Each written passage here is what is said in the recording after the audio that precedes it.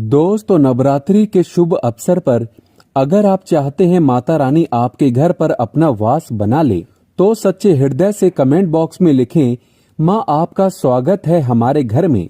माँ के लिए एक लाइक तो बनता है। तो आइए जानते हैं दोस्तों, नवरात्रि में क्या नहीं खाना चाहिए और कौन सा फल खाना आवश्यक है और क्या नहीं पीना चाहिए। आज हम विस्तार से आपको बताएंगे। दोस्तों, शास्त्रों के अनुसार बताए गए व्रत चाहे किसी भी प्रकार के क्यों न हो, उनसे जुड़े पालनों का नियम करना अति आवश्यक माना जाता है, क्योंकि जो मन के मुताबिक किया जाए वो संघर्ष नहीं कहलाता। कहा जाता है कि मनोकामना को पूर्ण करने के लिए थोड़ा सा संघर्ष यानी कि तपस्या तो करनी ही पड़ती है। इसीलिए ऐसी मान्यता है कि व्रत को पूर्ण विधि विधान से किया जाना चाहिए, तब आपको व्रत का पूर्ण लाभ फल मिलता है। आपकी सभी मनोकामना पूर्ण हो जाती हैं। इसीलिए हर शास्त्र यही कहता है कि सच्चे दिल से अगर आपके मन में ईश्वर के प्रति श्रद्धा हो तो बिन पूजा पाठ के ही सारा फल मिल जाता है, और अगर मन में ईश्वर के प्रति शंका हो तो उस मनुष्य को कई जन्मों तक सुख नहीं मिलता। भागवत गीता में भगवान श्री कृष्ण ने स्वयं कहा था, जो मनुष्य सच्चे हृदय से ईश्वर को पुकारता है तो उसका नाता उस शक्ति से जुड़ जाता है जिसे आपने सच्चे हृदय से पुकारा था। इसीलिए भगवान भी कहते हैं कि सच्चे हृदय से ही ईश्वर को पुकारें तो वो आपकी हर मनोकामना पूर्ण करते हैं। कई लोग ऐसे हैं जो भगवान के सामने घंटों पूजा पाठ करते हैं तथा रोते हैं, फिर भी भगवान उनकी कभी नहीं सुनता। दरअसल जब आप सच्चे मन से ईश्वर को पुकारते ही नहीं हैं, तो भला वो आपकी पुकार कैसे सुनेंगे। दोस्तों, ये तो थी वो बातें जो भक्त और भगवान के बीच की हैं। अब हम जानते हैं नवरात्रों के दौरान क्या नहीं खाना चाहिए और क्या नहीं पीना चाहिए, और कौन सा फल खाने से व्रत संपूर्ण और सफल हो जाता है। दोस्तों, हमारे चैनल को सब्सक्राइब जरूर करें और इस बेल आइकन को दबाना ना भूलें। तो आइए शुरू करते हैं। दोस्तों, नवरात्रि के दिन सेब जरूर खाना चाहिए। शास्त्रों में बताया जाता है कि भगवान के भोग में सेब आदि जरूर अर्पित किया जाता है। अगर आपका व्रत है तो आपको सेब जरूर खाना चाहिए। केला, पपीता, तरबूज और मीठे अंगूर जरूर खाना चाहिए। इन फलों से व्रतधारी को शक्ति मिलती है और व्रत संपूर्ण हो जाता है। शास्त्रों में बताया जाता है कि नवरात्रों के दिनों में सीताफल जरूर खाना चाहिए। सीताफल खाने से 10 ऐसी बीमारियां हैं जो खत्म हो जाती हैं। माना जाता है कि नवरात्रों के दिनों में सीताफल का घर में प्रवेश होना बड़ा ही शुभ माना गया है। सीताफल खाने से नवरात्रि का व्रत सफल हो जाता है, क्योंकि इसमें माता सीता का आशीर्वाद मिला हुआ होता है। नवरात्रि के दौरान इसे जो भी खाता है उसे दुखों का सामना नहीं करना पड़ता। सीताफल आपको जरूर खाना चाहिए। दोस्तों, नवरात्रों में व्रतधारी को डब्बा बंद लस्सी, डब्बा बंद जूस नहीं पीना चाहिए। उसमें कई केमिकल मिले होते हैं जिसके कारण आपका व्रत टूट सकता है।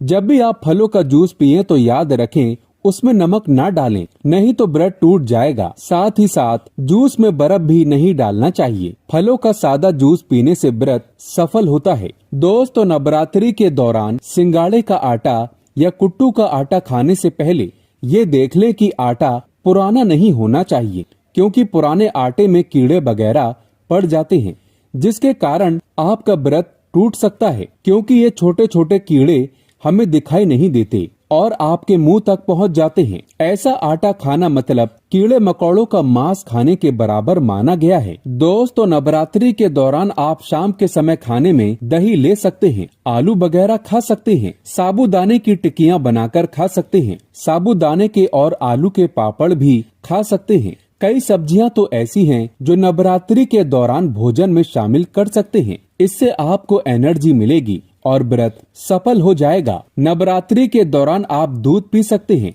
जो आपको ताकत देगा। चाय वगैरह भी पी सकते हैं, लेकिन याद रहे उसमें नमक ना डालें। एक बात का ध्यान रहे, व्रतधारी को पेट भर खाना यानी गले तक भोजन नहीं करना चाहिए, नहीं तो व्रत रखने का कोई भी फायदा नहीं होगा।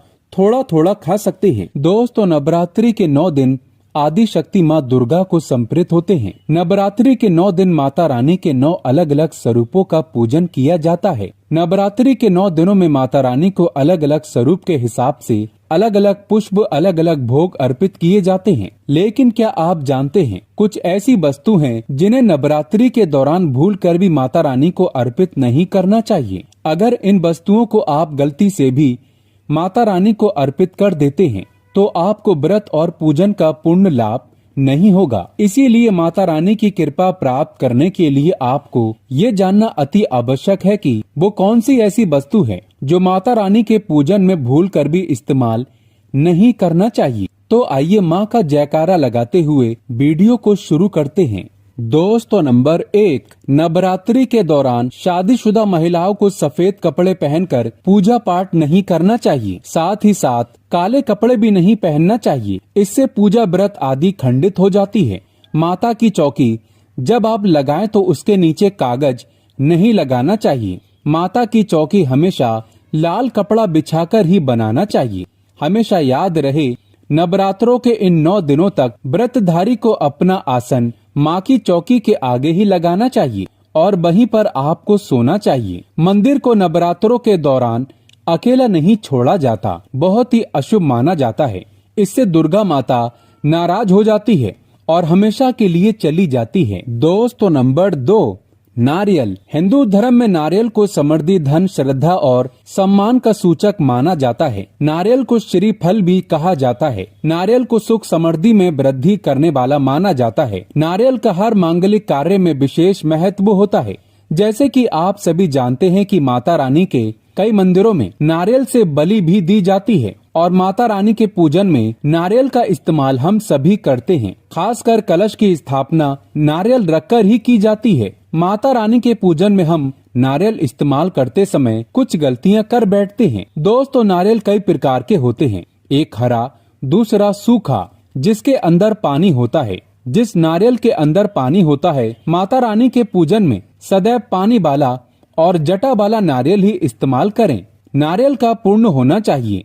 नारियल चटका हुआ या टूटा हुआ नहीं होना चाहिए, क्योंकि साबुत नारियल ही पूर्ण और पवित्रता का प्रतीक होता है। साबुत नारियल ही सुख समृद्धि का प्रतीक होता है। साबुत नारियल को ही श्री फल यानी कि माँ लक्ष्मी का फल कहा जाता है। नवरात्रि में माता रानी के कलश की स्थापना करते समय जटा वाला यानी पानी वाला नारियल ही कलश पर स्थापित करना चाहिए। साथ ही ये ध्यान रखना चाहिए कि नारियल को सदैव कलश के ऊपर लेटाकर रखना चाहिए। घट स्थापना करते समय कभी भी नारियल को खड़ा करके नहीं रखा जाता। नारियल को सदैव लेटाकर कलश के ऊपर रखा जाता है। साथ ही नारियल को स्थापित करने से पहले आप नारियल को लाल कपड़े में लपेटकर उस पर और फिर लाल चुंदरी उड़ाकर आप नारियल को कलश के ऊपर स्थापित करें। शास्त्रों के अनुसार कलश के ऊपर जब सही तरीके से नारियल रखा जाता है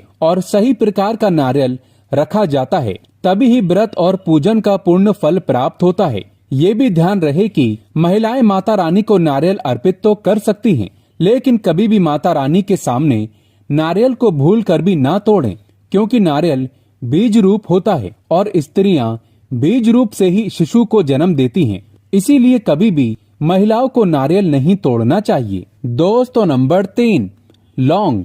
लौंग हम सभी माता रानी के पूजन में इस्तेमाल करते हैं, लेकिन लौंग का इस्तेमाल करते समय एक बहुत बड़ी गलती कर बैठते हैं। हमेशा ध्यान रखना चाहिए कि माता रानी को सदैव फूल वाली लौंग ही अर्पित करना चाहिए। जिस लौंग के ऊपर फूल नहीं होता या फिर जिस लौंग के पीछे लकड़ी की डंडी नहीं होती, उसको आप माता रानी के पूजन में भूल कर भी इस्तेमाल न करें। फूल वाले लौंगों को ही पूर्ण माना जाता है और माता रानी के पूजन में कोई भी अपूर्ण वस्तु, कोई भी खराब वस्तु या टूटे हुए अक्षत इस्तेमाल नहीं करना चाहिए। इसीलिए सदैव माता रानी के पूजन में फूल वाली लौंग का ही इस्तेमाल करें। दोस्तों, नंबर 4, तुलसी के पत्ते अर्पित नहीं करने चाहिए। माँ दुर्गा के पूजन में तुलसी पत्र का इस्तेमाल करना वर्जित माना जाता है। तुलसी पत्र के अलावा आंवला भी माता रानी को अर्पित नहीं करना चाहिए और दुर्वा भी माता रानी को अर्पित नहीं करना चाहिए। दुर्वा भगवान श्री गणेश को अति प्रिय है। नवरात्रि में आप भगवान गणेश को दुर्वा अर्पित कर सकते हैं। भगवान विष्णु जी को तुलसी के पत्ते अवश्य अर्पित कर सकते हैं, लेकिन माता रानी को भूल कर भी तुलसी के पत्ते या दुर्वा अर्पित न करें। माता रानी को सफेद फूल भी अर्पित न करें। माता रानी को सदैव लाल रंग के फूल अर्पित करने चाहिए।